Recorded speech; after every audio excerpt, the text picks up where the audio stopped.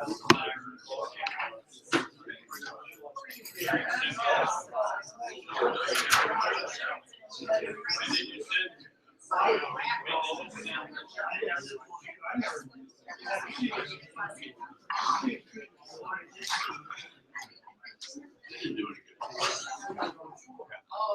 got a big whistle? All right, folks, welcome.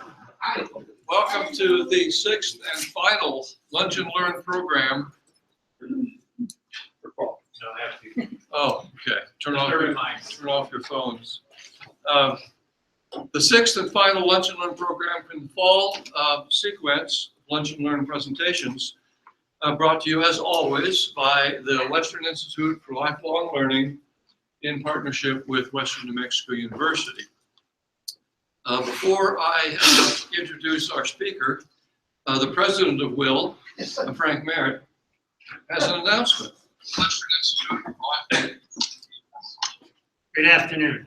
A couple things on programs. One, the Valerie Plain lecture on October 27th is all sold out. The university has set aside a room in Light Hall where people who don't have a ticket will be able to go and watch a video presentation of the lecture. That would put you in the correct building, but not the correct room. But it's a first step. I asked the university how many spots they had in this room. And they said 50 spots. And then I asked, what are you going to do when that room is full? And then they said, we have a second room. And I said, how many spots do you have in the second room? And they assured me they had another 50. And I said, thank you, and I didn't carry the conversation to the next step. You've been endemic. I'm not sure how that all ends, but that's what I can tell you. I know another, go ahead. Everybody should pick up their tickets for the Valerie Plain. Oh, if you made a reservation for a ticket and haven't picked it up yet, that would be a very wise thing to do, because at some point they're going to pass those tickets to some of the waiting ones. Now, I know a number of you get your information about WIL programs from attending the Lunch and Learn program. And that works perfectly for 6 weeks in the fall and 6 weeks in the spring. The programs, however, are running throughout the year. Your access to when and where and how to get tickets, and if you need tickets, is our website. Go there, find the link for programs, and it's all set up for you. So that's our best way of communicating with you at this point, and I hope you will use our website to continue to attend programs. Yes? We're newbies here. What is your website? Our website is, are you ready to write this down? Okay, good luck. It's will-learning.com. Will, as in W-I-L-L. Perfect. Dash Will-learning. .com. And then when the program's over, see me for a minute. Okay. All right. Any other questions? Don't do it. Don't do it. Bring your checkbook. Thank you. All right, before I introduce our speaker, let me remind you that we do have a Lunch and Learn program in the spring. I'm assembling that sequence of speakers right now. The first will be on the 25th of January. Topic and speaker yet to be determined. To judge by his resume, Bill has been an incredibly busy individual. He told me, he suggested that I be brief, and so this is simply the synoptic version of his resume. So this might take a moment or two. Bill was reared in Mesa Verde National Park, Colorado, where his father spent nearly his entire career as a chief park ranger. Bill earned a bachelor's degree in business administration and biological sciences from Fort Lewis College in Durango, Colorado in 1964. He served in the U.S. Army as an officer in the Corps of Engineers before beginning his National Park Service career in 1967 as a park ranger at Mount Rainier National Park. Subsequent assignments took him to Yosemite National Park, National Capital Parks Central in Washington, D.C., and the National Park Service Albright Training Center in Grand Canyon National Park. He spent a year in New Zealand on a Fulbright scholarship, assisting with development of a park ranger training program at Lincoln College. He then served as Assistant Chief Ranger in Great Smoky Mountains National Park. In 1981, he took a one-year overseas assignment in Trinidad and Tobago with the Organization of American States as a consultant to the government regarding national parks and other protected areas. He returned to the National Park Service as Assistant Superintendent of Delaware Water Gap National Recreation Area, followed by an assignment as Superintendent of the National Park Mather Training Center at Harpers Ferry in West Virginia. He was assigned to the position of Superintendent Shenandoah National Park, Virginia in 1988. Bill is the recipient of numerous awards and honors bestowed by the National Park Service and the Department of the Interior. He retired in 1967 after 34 years of federal service. He has continued training and consulting for the National Park Service and other federal agencies and nonprofit organizations. He currently resides in Tucson. Now, are there any questions? Pretty impressive. His remarks to us this afternoon have to do with the origin of the National Park Service. Bill Wade. Thank you. By the way, I retired in 1997, not 1967, which I think you said. That would make it a little difficult to retire the same year you started. Well, it's a pleasure to be here with you this morning or this afternoon, I guess it is now, and talk to you about my favorite topic, which is the National Park System. I have been affiliated with that for just under 75 years. Starting 3 months after I was born, when, as the introduction indicated, my father got his first permanent job in Mesa Verde National Park. I grew up there, and with the exception of the couple years in the Army, I've been involved one way or another with the National Park Service and the National Park System since. So it really is more than a career to me.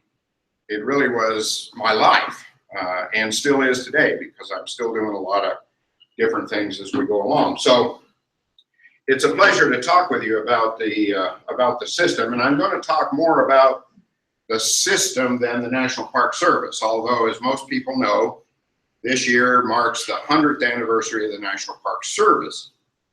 And I have just a real little intro, assuming we can make this work.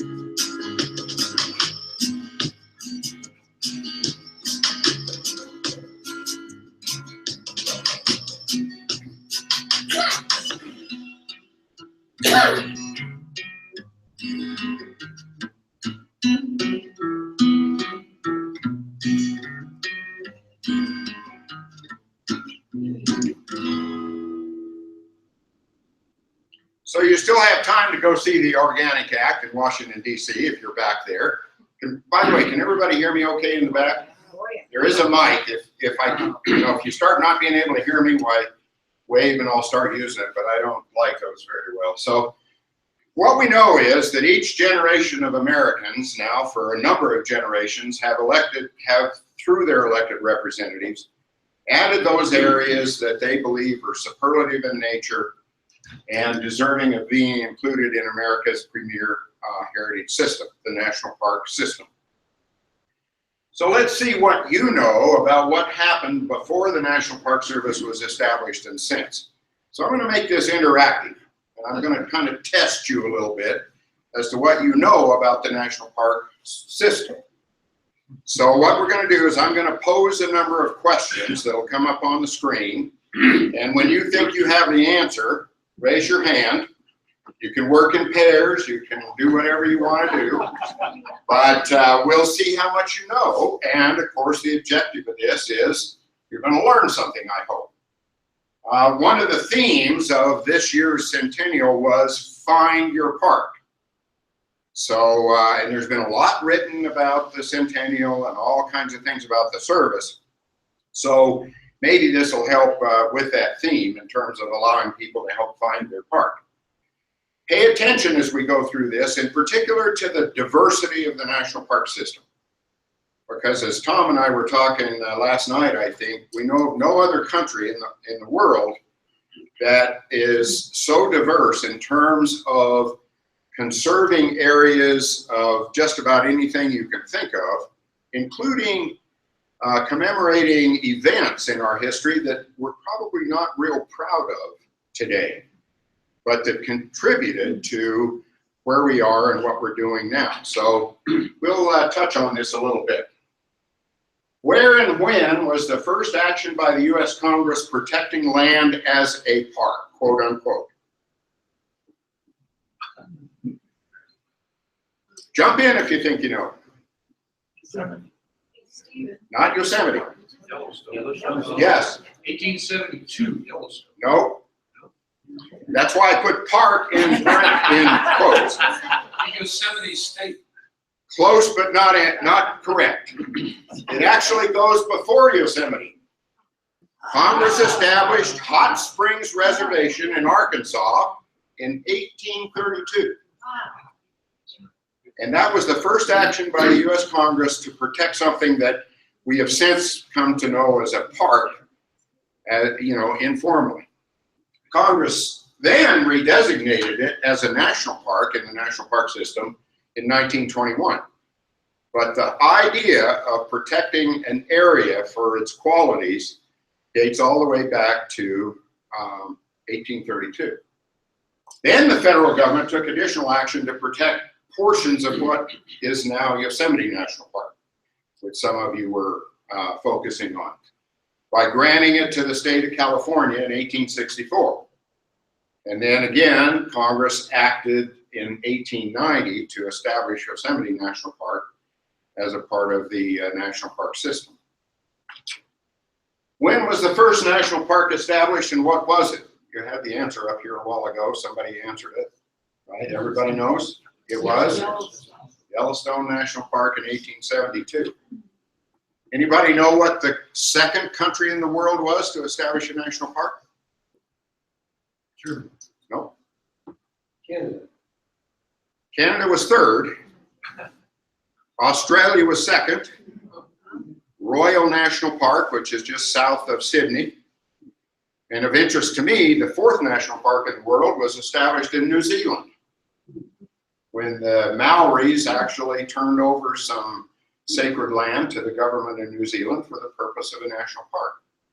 All of that occurred in a decade or shortly more than that after Yellowstone National Park was established. When was the Antiquities Act passed and what does it do? Who's got an idea about that? 1906. 1906, that's correct. What did it do? National monuments. By what mechanism? President Declaration. Exactly.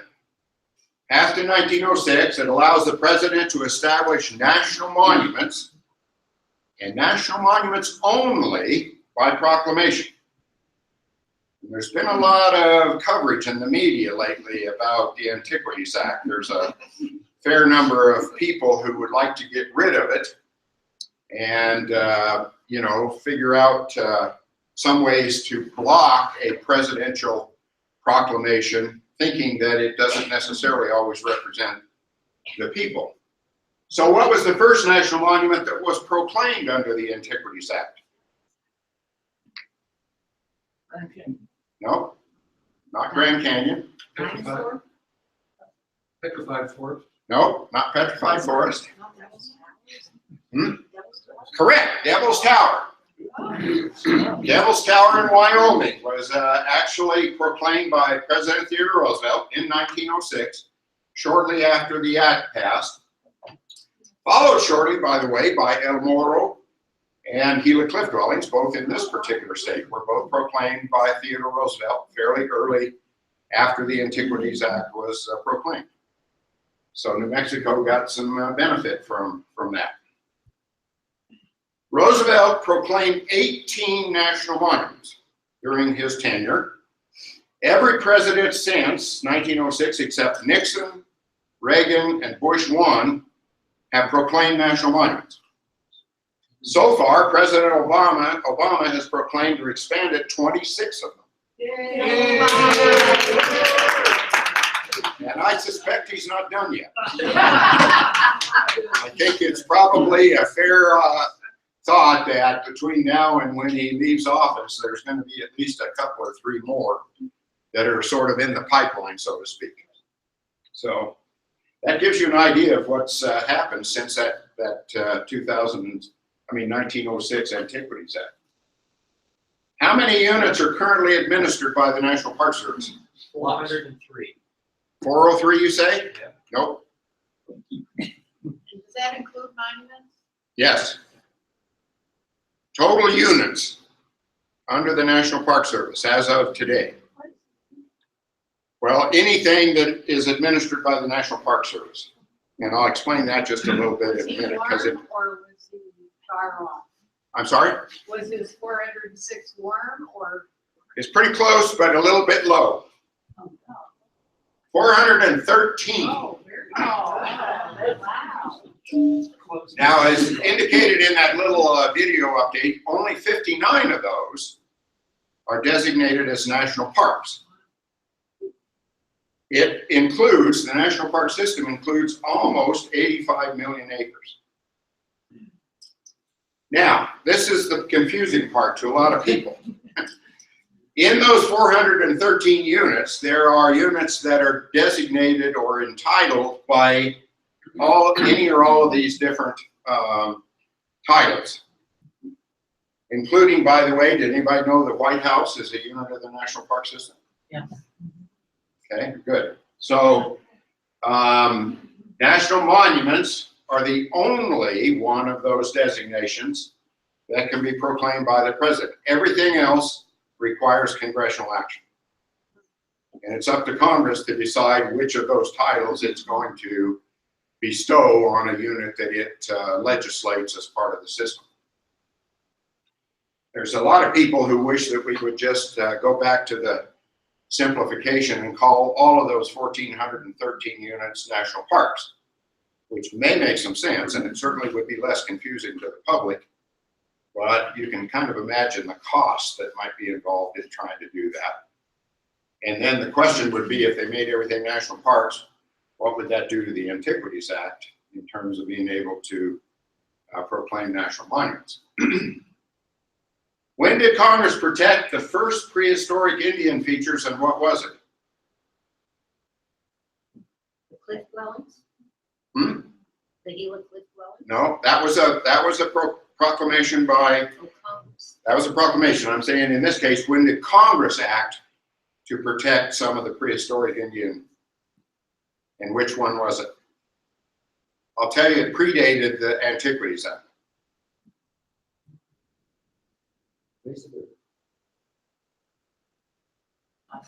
Casa Grande ruin over in Arizona. 1889.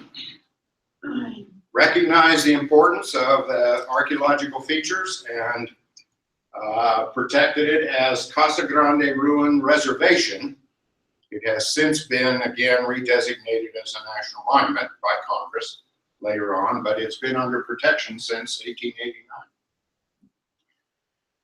What was the latest unit to be added to the national park system? Oregon Mountains. Work the one in Oh, So I'm not hearing all of you. Oregon Mountains. No, that's actually administered by the BLM. It's a national monument. It's a national monument also, yeah. So I heard somebody, That's confusing, right? Was there a national seashore? no, The one in, someone said the Maine, the one in one in Maine, that's correct. Maine. It's called Katahdin Woods and Waters National Monument in Maine. It was actually proclaimed again by President Obama on August 24th, 2016. So not that long ago, yes. Can you explain the complexity of the BLM administering one national monument? Good question. National monuments can be proclaimed by the president and can be, in the proclamation, can be set up to be administered by the National Park Service, the Bureau of Land Management, the Forest Service. The Fish and Wildlife Service have any national monuments? I don't think so. The National Oceanic, whatever it is, actually administers a marine national monument off the coast of Hawaii. So it's up to the president when he proclaims a national monument to determine which agency is going to administer. So it isn't always the National Park Service. In this case, it was. And the recent ones that you're thinking about that had to do, last year or year before by President Obama, some of those were designated, were proclaimed, but are administered by the BLM. Yes? Can a future president unproclaim a national monument? That's a good question. I don't know the answer to that. It's never happened. Huh? It's never happened.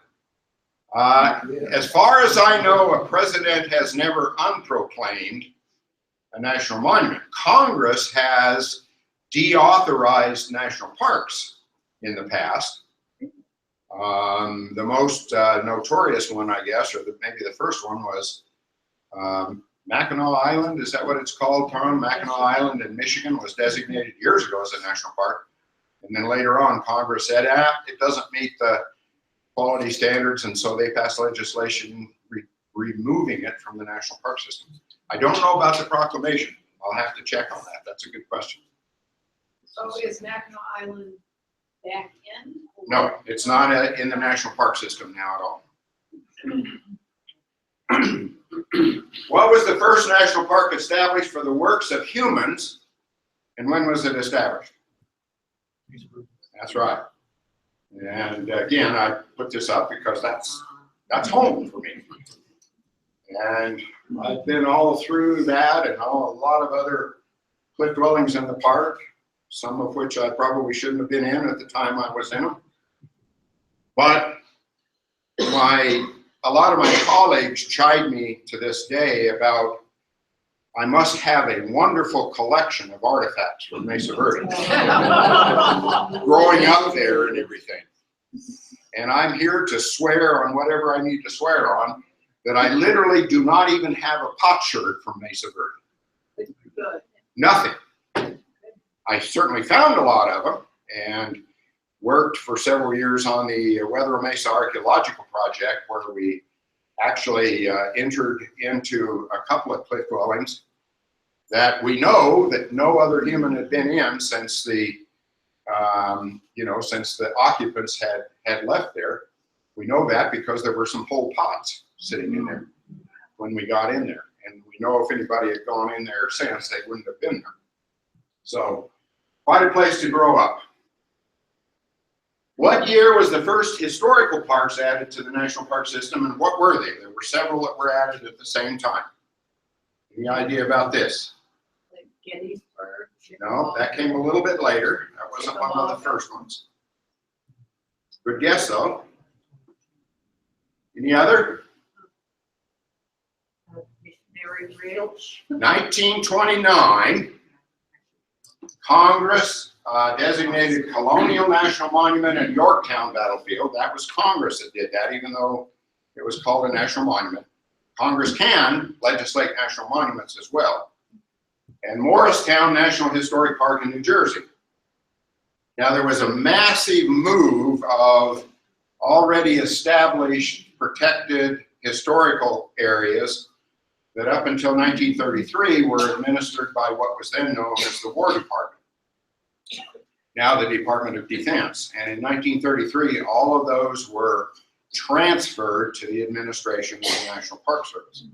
So that greatly increased the number of units in the National Park Service as of 1933, but they were all basically historical parks in nature, and as you might guess, most of them located in the eastern part of the United States. But 1929 was the first one that actually was legislated to be administered by the National Park Service. All right, anybody know what year the first national park, now I'm not talking about the historic areas or whatever, the national park, one of the 59, was authorized east of the Mississippi? About 1920, Close, but not quite. 1919. No. The other direction. 21, No, Acadia. it was not Acadia. That's what most people would guess, interestingly enough. Shenandoah. 1926, there were 3 of them that were established several days apart by the Congress. Shenandoah National Park, Great Smoky Mountains National Park, and Mammoth Cave National Park in Kentucky.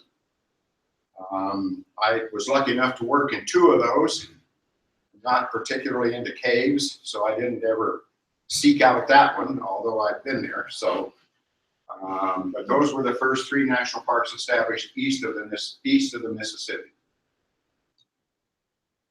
Congress authorized the establishment of parkways and recreation areas in 1936. What were the first 2 parkways in the first national recreation area under that authorization? Blue Ridge, Blue Ridge is one of them, that's correct. Appalachian Trail. Say again? Appalachian Trail. No, that's a national trail, that's a different category. Somebody said something in the back? Skyline Drive. No, that was part of Shenandoah National Park. Natchez Trail. Natchez Trails, correct. Anybody know what the first national recreation area was?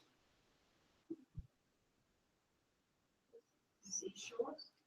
So Blue Ridge and Natchez Trace were the first 2 parkways. The first national recreation area was Lake Mead. And they were all 3 established in 1936 by the Congress. And we now have several more parkways and quite a few more national recreation areas since that time.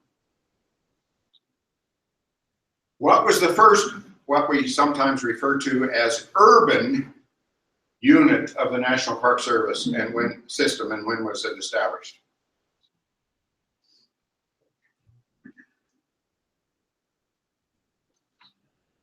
See how much you're learning? Philadelphia. No, Washington. no. It was a national recreation area established. It's called Gateway National Recreation Area, which is spread around in various parts of the rural areas and urban areas around New York City. And that was done actually in 1972. Shortly after that, Golden Gate National Recreation Area in San Francisco was established. That was the second big one. Now we have national lake shores and national seashores that were authorized by Congress. What was the first unit under that legislation that was authorized? Anybody want to guess about that one? Cape Cod. No, not Cape Cod. Chincoteague. Hmm? Chincoteague. No. You're thinking of Assateague National Seashore. That's not it. 1937, Cape Hatteras. Did you guess that one? Yeah, it is. Well, speak up. I should know. Cape Hatteras National Seashore in North Carolina was established in 1937. Followed shortly by Cape Cod and some of the other ones. What year was the Wild and Scenic Rivers Act passed, and what was the first scenic river authorized? Snake. Hmm? The Snake. No, not the Snake. Current. We now have a whole bunch of national wild and scenic rivers in the system, by the way. This was a fairly major piece of legislation that established the process of, Buffalo River? no, but you're close. Ozark.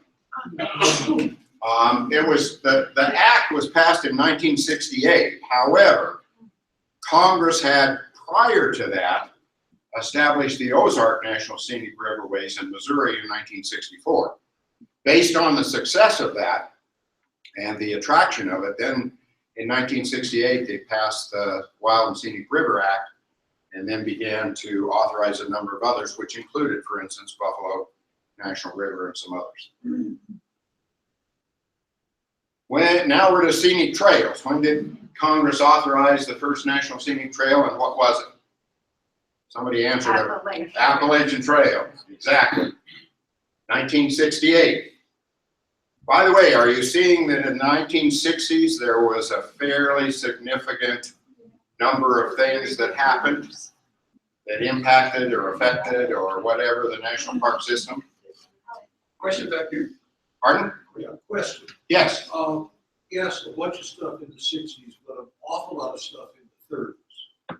Was the Depression any kind of driver for the increase in national monuments and parks in the 1930s?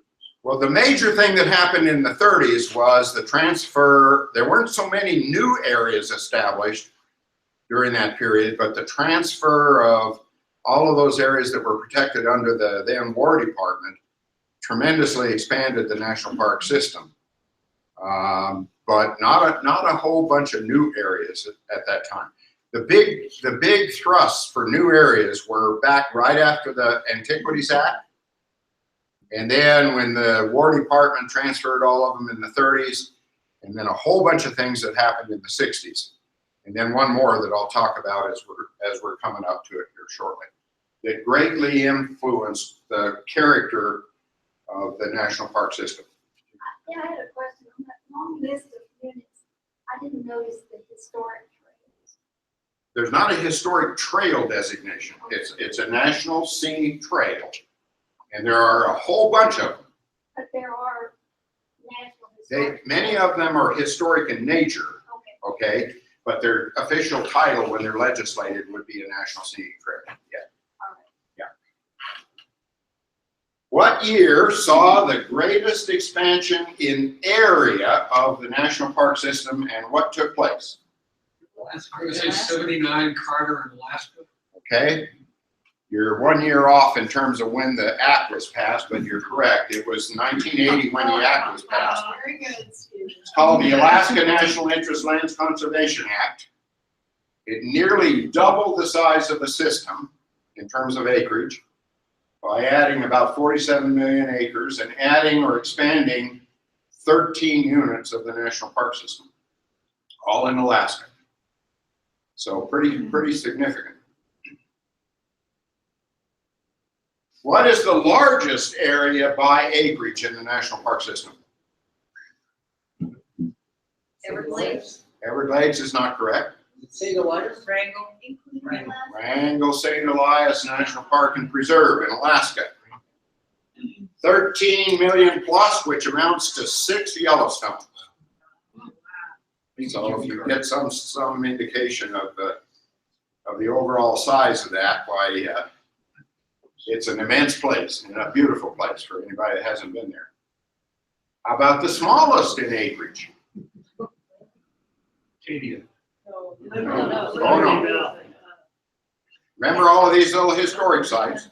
Oh, yes. This one I wouldn't really expect anybody to get, but it's a place called Kosciuszko National Memorial, which is in Philadelphia. It is 0.02 acres. And it literally amounts to this little historic house.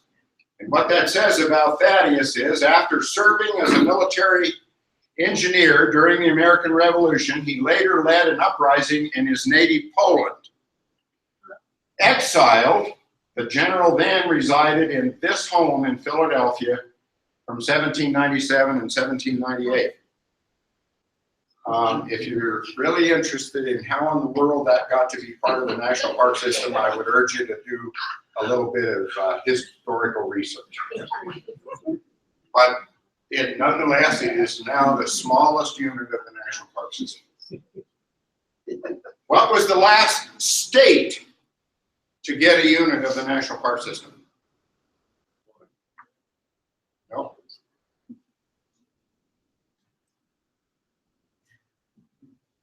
No guesses? No. Theodore Roosevelt National Park's been there for a long time. Believe it or not, it was Delaware. And again, this was proclaimed by President Obama as a national monument in 2013, and later then re-legislated and established by the Congress as a National Historic Park. It's called the first state National Historic Park. There's also a little bit of the overall National Historic Park that's located in Pennsylvania. But up until 2013, Delaware was, void of any national parks, much to the chagrin of the current vice president, who I think had something maybe to do with it. Not that it's not worthy. I mean, I think it absolutely is. It's a great place in terms of what it represents. What state has the most units of the National Park System? Utah. California. 26 units. New Mexico, by contrast, has 15.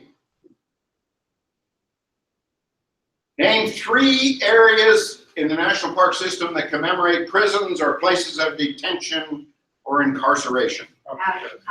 Alcatraz. Jefferson. Fort Jefferson was, they probably incarcerated a few people there. Yeah, that could go on the list. Fort Leavenworth. No, it's not a unit of the National Park System. That immigration place in New York. No, there wasn't anybody in prison there. Ellis Island you're thinking of. They just came through there. This is a partial list. And some of these areas, as I mentioned earlier, are places that we're probably not real proud of in terms of what took place in those areas, like Andersonville, Manzanar.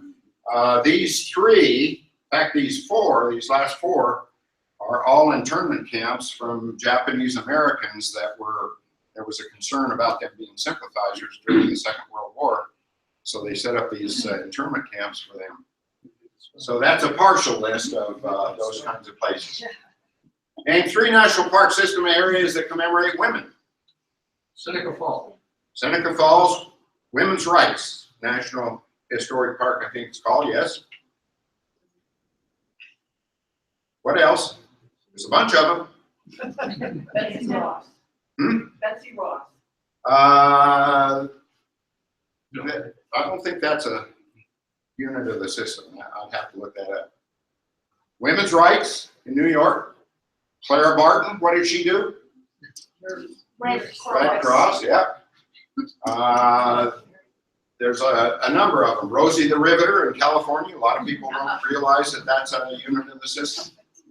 The Underground Railroad, particularly Harriet Tubman's involved. So a lot of places that do that. How about commemorating African Americans? Bunch of them too. Martin Luther King, that's the obvious one. Douglas. Frederick Douglass. Frederick Douglass, good. Harvard. So again, a partial list, including a recent one that was proclaimed by Obama, Charles Young, Buffalo Soldiers in Ohio. Little Rock Central High School. Most people know the history of that. How about commemorating Native Americans other than the prehistoric sites? A little bit of a... Sacagawea. No? Wounded Knee. Yeah, that's, well, Wounded Knee. Here's the partial list. Canning de Chelly, Hubble Trading Post, near and dear to the heart of Mr. Vaughn over here. Little Bighorn. Sand Creek Massacre in Colorado. Anybody ever been there? Yeah. You really have to want to go there, Oh, don't you? yes, you do. But when you get there, it's really an interesting little I site. think this commemorated some anniversary, was it August? When the massacre itself, I think that's right, yeah. And so these are ones where there's still some, you know, cultural carry-on of what was taking place there, in many cases, 100 years ago or more. How about areas that commemorate Latinos? Cesar Chavez. Cesar Chavez, Tumacacori in Arizona. El Morro is one of them. San Antonio Missions. We've got one here, or Salinas Pueblo in New Mexico. Again, just a partial list of that category. How about the commemorate industrialization and transportation developments or advances? Golden Spike. Golden Spike, good. Very good. Edison. What? Thomas Edison. Thomas Edison, yeah. Again, quite a list of them. Steamtown in Pennsylvania, the railroad industry. Lowell was textile and a lot of other things. Wright Brothers and Dayton Aviation for aviation things. San Francisco Maritime, the maritime industry. Pullman in Illinois, a recent addition to the park system, again by proclamation. And the Manhattan Project, which again was another one that's a very recent addition to the national park system. How about the commemorate arts or music? Wolf Trap. Hmm? Wolf Trap. Wolf Trap, good. St. Gordon's. St. Gaudens, who said that? Tom. Oh. Anybody Anybody know who St. Gaudens was? Well, tell them, Tom. Sculptor. The great American sculptor. And that's in New Hampshire. So there were others, you know, some authors there, and New Orleans jazz. Again, quite an array of places. How about 3 areas that commemorate cultural themes? I'll just give you this list. There's a variation of them from Indians to the gold rush to iron mining and all kinds of different things that affected the culture or that were culturally important during the evolution of the country. Areas authorized by Congress that will be added when they fulfill the requirements of the enabling legislation. So there's a list of areas that have already been authorized by Congress, but when Congress passed the legislation, they put in certain stipulations that until those stipulations are met, they will not officially become part of the system. And there are several of them. Colesville, again, the old firearm. The Eisenhower Memorial, which hasn't been built yet. That's why it's not a part of the system. But it's been authorized, and I think they finally settled on a design. So it will be done. Reagan's boyhood home. The Adams Memorial is the sculpture at the cemetery. You know, I'm not exactly sure what the Adams Memorial is. St. Gaudens did that sculpture of Adams's wife. Okay, I think that's That's probably it. That's probably it, In yeah. the cemetery. right. Now, in addition to that 413 areas, plus the 5 or 6 that are authorized but not yet part of it, there are some areas outside the National Park System that draw on technical assistance and financial aid from the National Park Service. And there are 24 areas located throughout the national park, throughout the United States, though primarily in the east, and most of them are called National Heritage Areas. They expand on traditional approaches to resource stewardship by supporting large-scale community-centered initiatives that connect local citizens to preservation, conservation, and planning processes. So there are 51 of those. And the National Park Service, again, provides technical planning, some financial assistance, but the decision-making authority is left with the local residents or organizations. So, yes. In that category, wouldn't be trails like Silver City is a portal to the Continental Divide Trail, and we've had assistance from National Park Service trails people. Probably not a heritage, but that might fall into the first category. Cooperative. Yeah. There's another avenue called the Land and Water Conservation Fund Act that allows the Park Service to provide financial assistance to local areas and so forth. And almost every county in the country has taken advantage of that somewhere along the line. But again, those are not necessarily part of the National Park System. A lot of things out there that the National Park Service provides technical assistance to, and in some cases even financial management, that aren't part of the system itself. But the reason I put that up there and wanted you to think about that is that the National Park System and what it does and the contributions it makes to the country are far broader than just that 413 areas. So my own look a little bit into the future of the National Park Service and the National Park System, given that this is the centennial year, a few things that I think we can look for, beware of, whatever you want to call it. I think there will be units that will continue to be added. I think most of them will be done by presidential proclamation, at least in the near future. So far in the last almost decade, Congress hasn't seemed to be too interested in adding areas. What the outlook of that is going to be, I don't know, but I think there will continue to be some by presidential proclamation. I think most of them will be national historic kinds of areas and heritage areas. I mean, after all, when you think about the natural areas, there aren't all that many of those kinds of areas left in the system or in the country that are likely to be added. This shouldn't be a surprise to anybody. I think climate change will cause huge changes in the national park system. Huge changes. I think we're looking at ultimately a Joshua Treeless National Park and a glacierless national park. Some predict that the glaciers will be gone from Glacier National Park by 2025. So that there'll be some changes that way.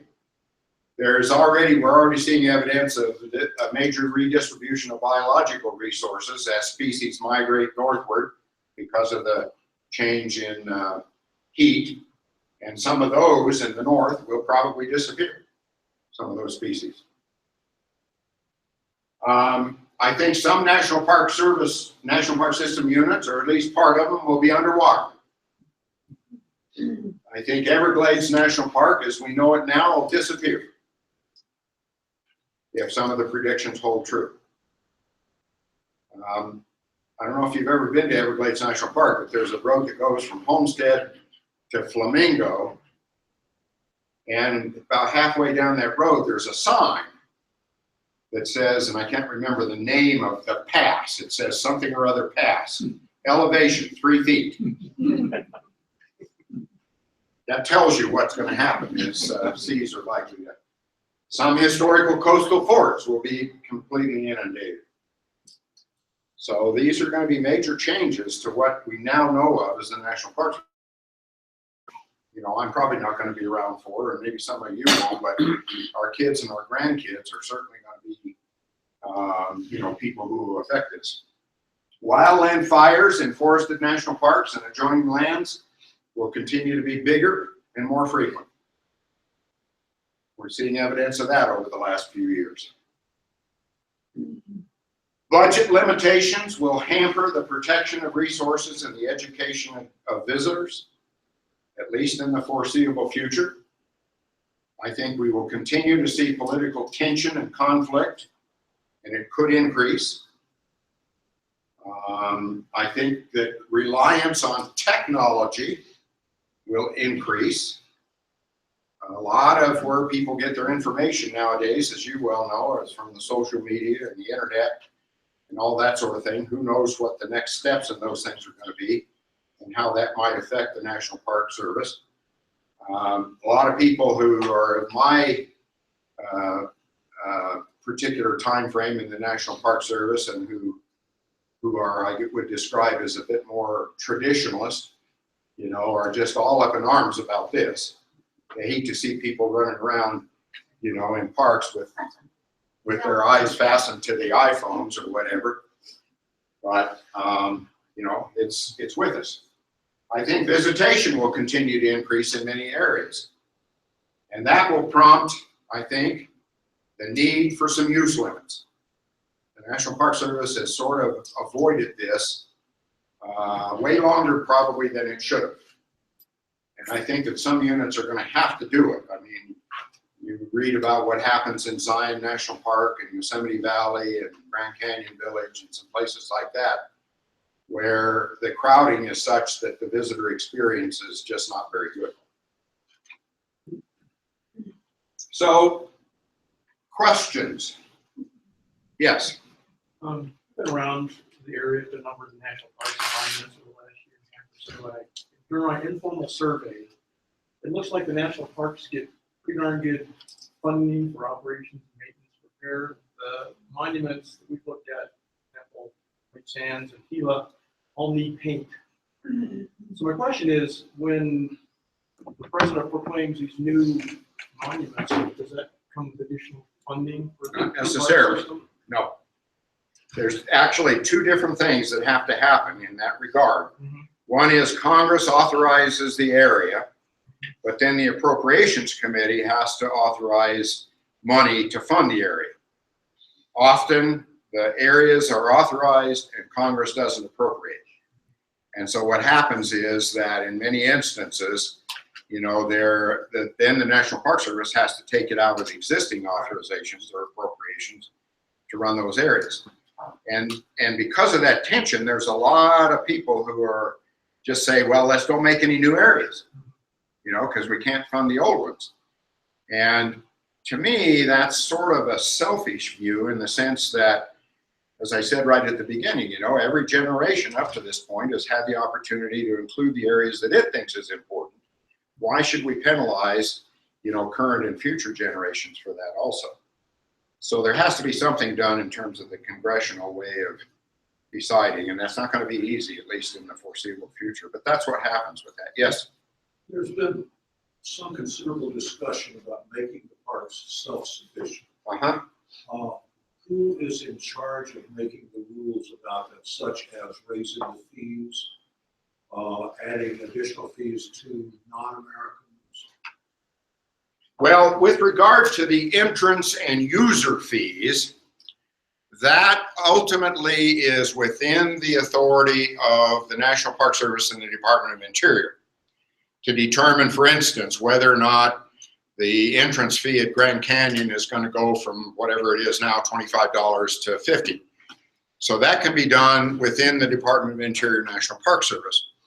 What I will tell you is that at least currently, the percentage of the benefit that the National Park Service gets from the fees is relatively small. And it would take a tremendous increase in fees all over in order to really do what needs to be done to administer the National Park Service correctly. Not only that, you know, and I'll just give you a little personal philosophy. In my judgment, it really ought to be that citizens of the United States, at least, ought to be allowed to enter for free into the areas that are part of the U.S. National Park or the National Heritage System. I think that, you know, we ought to have that right and authority. So there's a conflict there in terms of that. So in any case, the fees are not now, and nor they're likely in any scenario that I can think of, to be enough to overcome the deficiencies. It's going to take additional authorizations by Congress to do what needs to be done. Yes, One more thing about the 1930s. I'm a history guy, so okay, I think in these terms. Until the 30s, most conservationists were Republicans. uh-huh, Gifford Pinchot, Teddy Roosevelt, those people. Ever since Franklin Roosevelt, most conservationists have been Democrats. And what that means politically is that the national parks and conservation tend to do better under Democratic administrations than under Republicans. Hence, in the 30s and 60s, those were Democratic times, and the parks really expanded and got a lot of help. Republicans are bad guys. I won't comment on that. What time is it? I can't see. You got some more time. Got some more time? Okay. 5 minutes. Any other questions? Yes. What is the distinction between a national monument and a national park in terms of what is required to make one or the other? I'm looking Almost. at Oregon Mountains, which I live underneath. Yeah. And it seems to me to fit the criteria of a national park. To answer that question very simply, almost nothing. Okay. I could generally say that national monuments, in general sense, often are smaller than national parks. One of the requirements of the proclamation under the Antiquities Act is that the land that is proclaimed by the president has to already be in federal ownership. It can't include private land as a national monument under the proclamation. Congress can do that, but not the president. And for that reason, often we see smaller areas that are proclaimed as national monuments because, you know, they often are smaller in terms of the federal ownership. In terms of their superlative values or their scenic values or their historical nature, probably not much different. So that, again, and often what might happen, and we're seeing now a tendency for some areas that were originally established as national monuments to try to lobby Congress to establish them as national parks. Because there's a tendency for some people anyway to believe that the national park title is more important, probably will draw more visitors and so forth. So there's an effort still in a number of different areas to make them national parks, even though there may not be any difference in terms of the quality or the values of the area itself. Yes. So there's no like additional. Let me do my job. There's no addition. I'll do mine, I'll turn it on. There's no additional protections or anything, the differentiation between it. They both have the same status. That's correct. That's correct. Now, I won't go into the detail on it, but there are jurisdictional issues relative to shared jurisdiction and enforcement authority and that sort of thing with the states, and that might vary from one place to another. But as far as what the National Park Service does in administering those areas, no difference. How about budgetary differences? Well, yeah, but not categorically. I mean, it doesn't necessarily mean that national monuments automatically get less money. There's a lot of things that go into the appropriation process, and so you can't make any real generalizations related to that. There you go. Yes. You mentioned an increase in the number, severity, and frequency of wildland fires. Now, the Forest Service, with its multiple land use philosophy, of course, is mandated to fight anthropogenic fires, but they have the option of letting it burn if they see that as a useful tool of land management. How does the National Park Service philosophy differ from that, if at all? Not very much. It's very similar. The Park Service has a policy that if it can be determined that a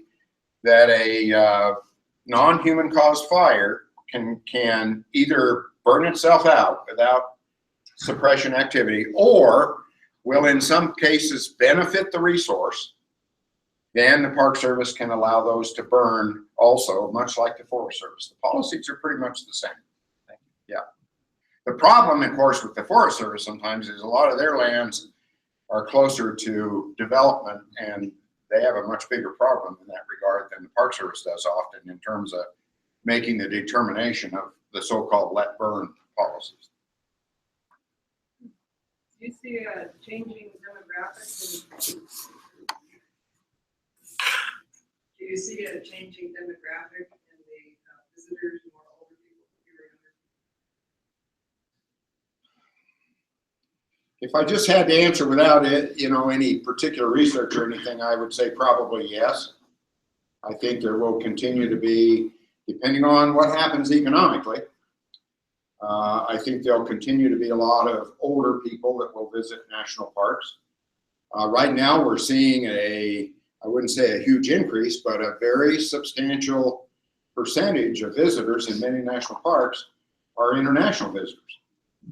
And so those combined things, I think, are going to continue to put pressure on at least some national parks. And it's hard to predict which ones. I mean, it isn't necessarily that there's going to be, like, if I'm the superintendent of Shenandoah National Park, that I'm going to see a big influx of people from, 50 miles radius of that park.